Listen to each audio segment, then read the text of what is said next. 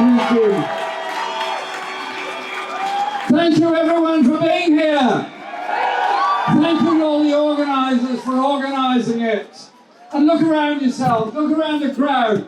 What are we? Young, old, black, white, men, women, LGBTQ, straight. We are the community, we are the people, and we will not be divided. This is Donald Trump's second state visit to Britain. The last one was slightly more public than this one. He actually came to almost into Parliament, but he was banned from Parliament by the then Speaker, John Bercow, so he went off somewhere else. I can't remember where it was he went off. But they didn't like the idea of all those demonstrations wherever he went, and so this time he's really mixing with the people. Airport, helicopter, ambassador's residence, helicopter, Windsor Castle, helicopter, Chequers, helicopter, airport, Air Force One back home. So he's seen all the best of Britain. But well done to those people that managed to get the laser pictures onto Windsor Castle. Very nice. And well done those that got ad vans going around Windsor, telling them what's what. And there's something very sinister about our times when peaceful protest becomes terrorism, when an ad van going around Windsor Castle perfectly legally is then stopped by the police, taken away, and those people prevented from expressing a point of view. This is what's happening to our democratic rights and democratic values in our society. They take away the right to protest because they don't want us to protest. That is why we've got to be here today and all the other days, making our voice very, very clear.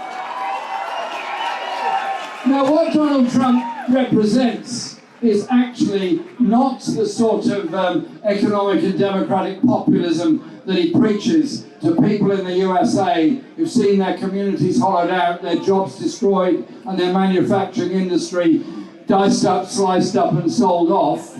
He pretends he offers them a solution. He doesn't. He's actually part of the moneyed elite that has taken part in all that hollowing out of all those Rust Belt towns in the USA and elsewhere. It is a massive con that he puts in front of the people. He represents the grotesque levels of economic inequality in the USA, and also the grotesque levels of economic inequality that exist in Britain that are now getting worse following the economic strategies that Stammer is following, which is once more austerity 2.0.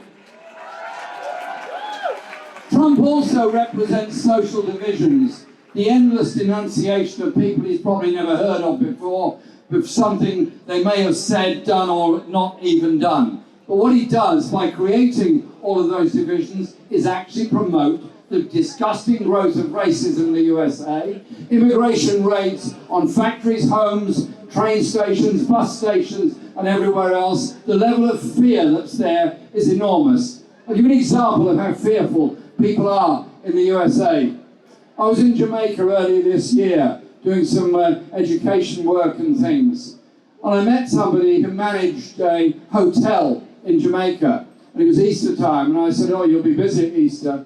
He said, "No, hotel's empty." And I said, "Well, that's a bit strange. Easter, empty." He said, "Yeah, all of our Jamaican Americans that normally come home for Easter are frightened to come home to Jamaica just for a few days holiday back home because they're afraid, despite having all the paperwork and approval, will not be allowed back in the USA." That is the climate of fear that he has created all across the USA, with immigration raids, mass deportations, and sending people to the most appalling, torturous conditions in other countries. We have to protest against that because what we have is him feeding in to the far right in the USA. This is what Elon Musk has been doing. That's why Elon Musk was so keen to be seen with Stephen Yaxley Lennon at the weekend here, albeit on video. He's got another name, but I'm not going to repeat it on stage. And so we are here to demand something different. We want a society where children don't grow up in poverty, where parents don't have to wait for the food bank on a Friday in order to be sure they can feed their children over the weekend. We want to grow up in a society where children are not so over-tested and over-stressed by our education system and that they end up with mental health conditions in their mid-teen years. We need something different and better in our society. You only achieve that by the politics of bringing people together. You don't achieve that by government ministers led by the Prime Minister somehow or other blaming desperate people on leaky boats trying to get to a place of safety as if they are the cause of underfunding of hospitals, schools, care homes and everything else. Almost 10 years ago to the day, I stood in this square and demanded justice for refugees, justice for those people seeking asylum, and a society that looked to and cared for all. And what we now have is people being proud of the number they can deport from this country. Those people that are seeking asylum are victims of many things. Environmental disaster, human rights abuses, but particularly they're victims of war. They're victims of the wars that we've created in Afghanistan, Iraq, in Syria, in Libya, and the war that is now going on in Palestine, where the people of Gaza are being bombed to death by planes, part of which are manufactured in Britain. And when you supply arms to a country that has already been found guilty of the war crime of genocide, it doesn't end there. It makes you, the supplier of the wherewithal to continue the genocide, equally guilty of the genocide. And so this is also a demonstration in support of the Palestinian people.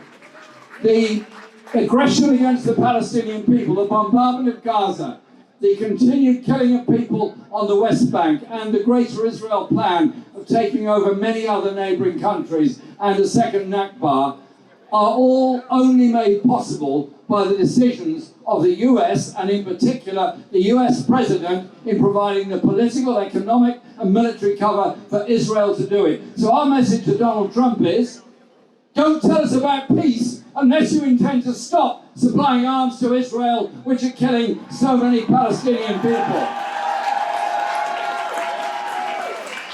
And our message to your own government is, you know full well what the social divisions are in this country. You know full well what the needs are around the world. What have you done? Cut overseas aid, tried to cut benefits for people with disabilities on personal independence payments, refused to end the disgraceful two-child benefit cap, refused to compensate the WASPy women, and continued an economic policy which impoverishes so many in our society. So you are creating those divisions at the same time trying to spend £13 billion per year more on armaments, nuclear weapons and so-called defence. Can't we instead have a government that's determined to achieve peace around the world by diplomatic means, by economic means and by supporting people under oppression? So our demonstration here today is a demonstration of our strength, our unity and our determination not to allow others to divide us. And if you could put something in your mind, in your head, better still in your diary, on your phone or somewhere else, October the 11th, be here in London if you can. We want to make it the biggest ever demonstration in support of the people of Palestine. Please be there. Thank you very much.